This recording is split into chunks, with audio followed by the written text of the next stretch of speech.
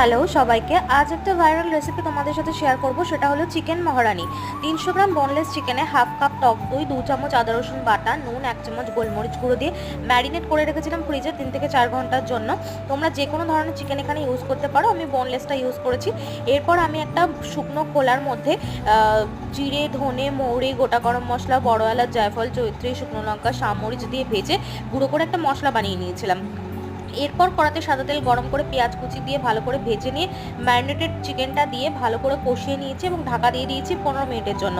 এরপর কাজু এবং ভেজানো আমন্ড দুধ দিয়ে বেটে নিয়েছি এবং ঢাকনা খুলে সেই কাজুর পেস্টটা দিয়ে দিয়েছি এবং ভেজে রাখা যে মশলাটা ছিল সেটা এবং মিষ্টি দিয়ে কিছুক্ষণের জন্য ঢাকা দিয়ে দিয়েছি এবং প্রয়োজন মতো গরম জল ইউজ করেছি। এরপর মাংস সেদ্ধ হয়ে গেলে ভাজা মশলাটা, ধনেপাতা কুচি, বাটার, কসুরি মেথি দিয়ে ভালো করে মিশিয়ে নিয়ে নামিয়ে রুমালি রুটির সঙ্গে পরিবেশন করেছি। এটা যে কোনো ধরনের রুটি বা পরোটার সাথে ডিনার আইটেম হিসেবে খুবই ভালো লাগে।